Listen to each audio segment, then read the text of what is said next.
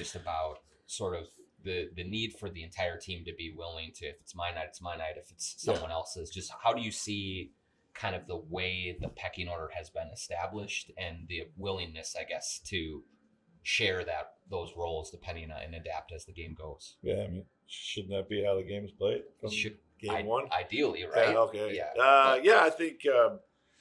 I think there's great recognition of, you get to this time of the season and that teams are going to set up shop to absolutely take certain things away. You've got to sometimes lean into that, and you've got to make your teammates better, and you've got to trust that those things are going to work out over the long run. So, is kind of making Luka work defensively a priority? Sure. Going into this, no how do you go about that? I guess. Yeah, I mean, I think his activity is, we got to play way more in transition than we have done against these guys. I think just play with a lot more activity on and off the ball.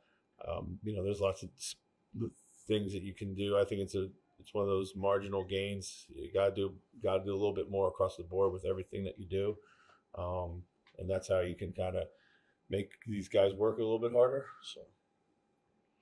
Dante and Nas both have the potential to be really explosive off the bench. Mm-hmm. How much do you balance out having that potential realized and playing like discipline within yourself? Yeah, I think one thing I think we can do with those guys is, maybe stagger their entry into the game, because they often come in and they're kind of looking for the same things at the same time. And maybe they cannibalize each other just a little bit. I've thought about that for a lot coming down the stretch of the season. I know that's one thing you could do for those guys. But, we need those guys to come in and be who they are at a high level. That's one of our great strengths, is that, experience and the depth and the shooting that those guys bring.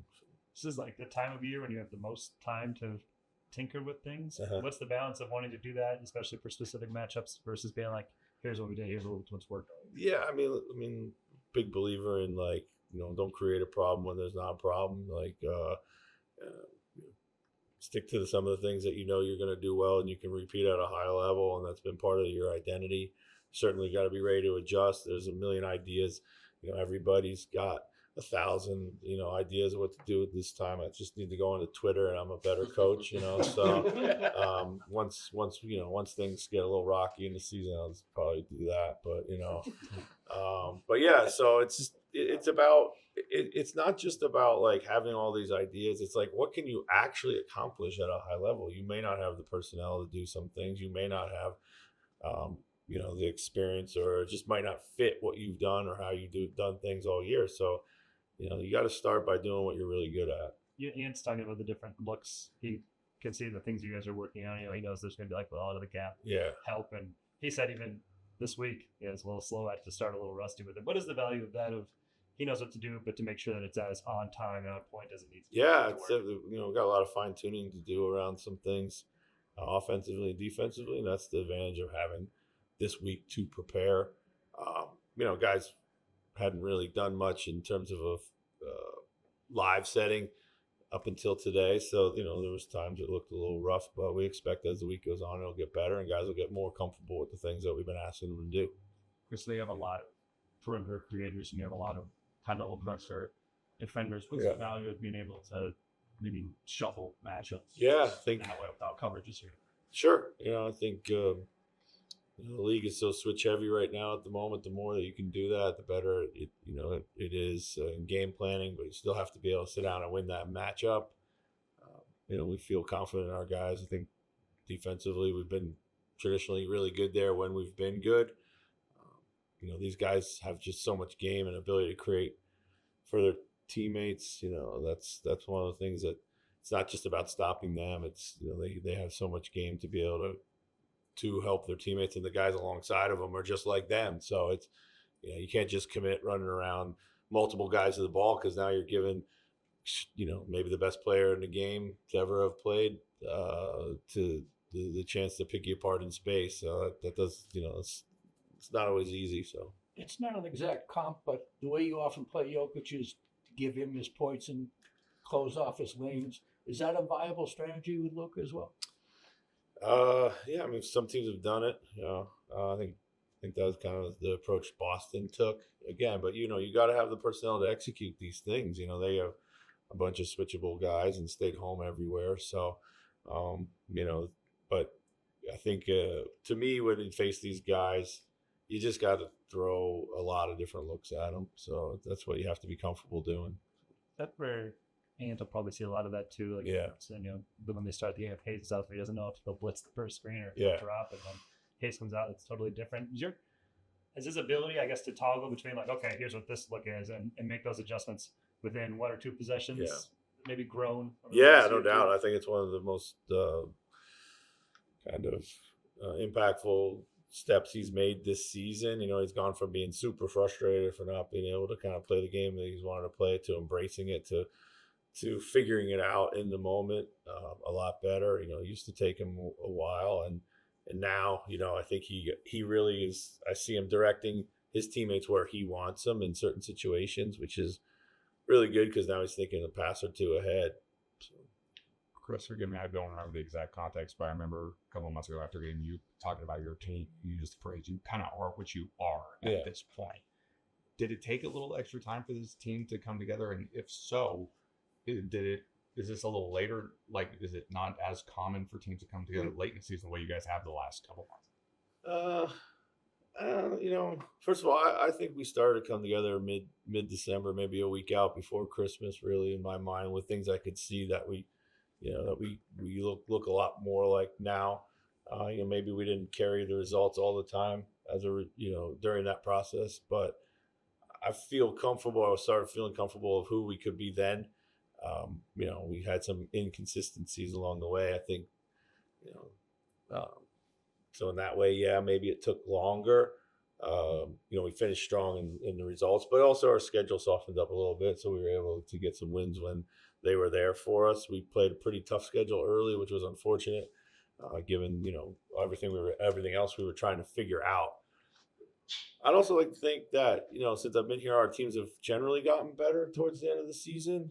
I think style of play kind of feeds that. We play with so much freedom, and then once guys kind of figure that stuff out, like you get more confidence in it as the season goes along, and you become a little bit more potent in your unpredictability. And it just kind of helps you now because you've seen teams multiple times, et cetera, et cetera. So hopefully that continues to get better as we go forward in the playoffs, and we are really good at executing the game plan. But I think that's kind of been our personality. I don't know, you may disagree with me, but it feels like that. So I don't disagree. Right. Yeah. Chris, this is your sixth, I think, playoff series for you. Just as an individual yourself, like, you think about that first Memphis series, what that was like for you, prepare for where you were at versus out with a lot of reps. Yeah, I mean, it's fun. Like, it's always been fun. Even as an assistant coach, kind of game plan, figure it out, install it, tweak it, and then after game one, you throw it all out and just make adjustments. That's fun. I think we're pretty confident, with our ability to come up with good game plans and feel that we can sell it to the guys and they can be happy and believe in it. That's really what it comes down to. We look forward to it. We look forward to, again, I think the adjustment part's also pretty fun, and our guys are definitely super engaged in this series. So, looking back to that first one, obviously there's just a lot of excitement to be there and everything. But, I thought we did a good job even back then of doing what we were able to do with the roster that we had. So, last year, coming out of the sweep, kind of shocked Phoenix with your defensive approach. Is it possible to do that to these guys?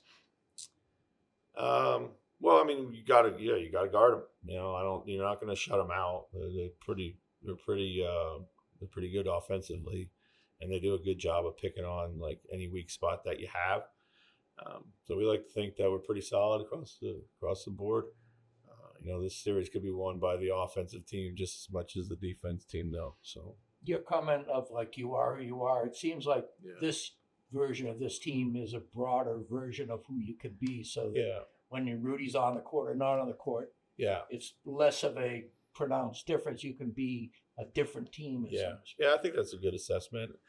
I think optionality goes up with this team. Even with Rudy on, I feel like our optionality has gone up.